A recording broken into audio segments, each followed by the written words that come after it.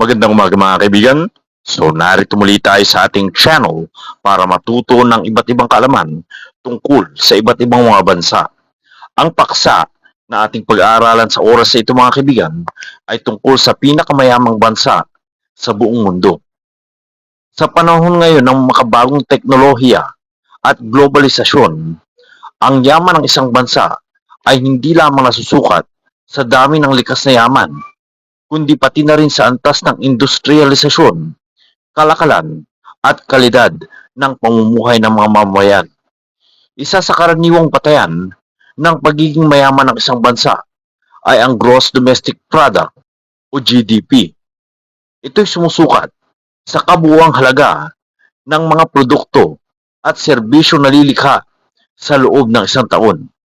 Sa video ito mga kaibigan, ay tatalakayin natin ang pinakamayamang bansa sa buong mundo batay sa GDP ng lugar na ito. At alamin din natin kung ano ang mga salik na nagtulak sa kanilang pag-unlad at paano nila pinapanatili ang kanilang matatag na ekonomiya sa gitna ng pandaigdigang hamon. Ang pinakamayamang bansa sa buong mundo mga kaibigan, base na rin sa GDP, ay ang United States of America o ang Estados Unidos. Ang Estados Unidos mga kaibigan, ang siyang pinakamayamang bansa sa buong mundo. At ito ay hindi lamang dahil sa laki ng ekonomiya ng bansang ito, kundi dahil sa iba't ibang salik na nagtutulak sa patuloy na pag-unlad ng bansang ito. Ang Estados Unidos ang may pinakamalaking ekonomiya sa buong mundo. May mataas na teknolohiya, kalakalan, at industriya. Narito ang ilang mahalagang dahilan kung bakit mayaman ang Estados Unidos. Una, dahil sa napakataas nitong GDP o ang Gross Domestic Product. Ang Estados Unidos ay may pinakamalaking nominal GDP sa buong mundo na tinatayang $27 trillion noong 2024. Ibig sabihin nito mga kaibigan ay napakalaki ng kabuuang halaga ng mga produkto at serbisyong nalilikha taon-taon sa bansang ito. Ikalawa, dahil sa mataas na GDP per capita, isa rin ito sa mga bansang may mataas na GDP per capita o halaga ng produksyon kada mamamayan na nagpapahiwatig ng mataas na antas ng pamumuhay ng karamihan ng mga Amerikano.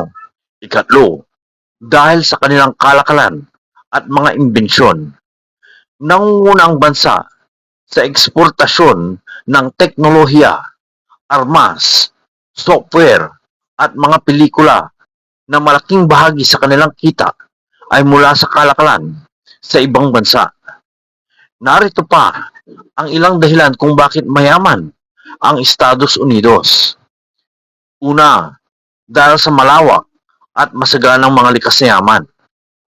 Ang Estados Unidos ay mayaman sa natural gas, langis, carbon at mga mineral.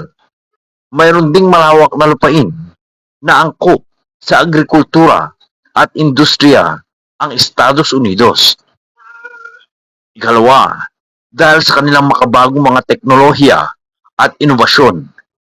Ang Estados Unidos ay tahanan ng mga higanting kumpanya tulad ng Apple, Microsoft, Google at Tesla. Nangunguna din ang Estados Unidos pagdating sa agham, kalusugan at inobasyong teknolohikal. Ikatlo, dahil sa malakas na edukasyon at pananaliksik sa bansang Estados Unidos.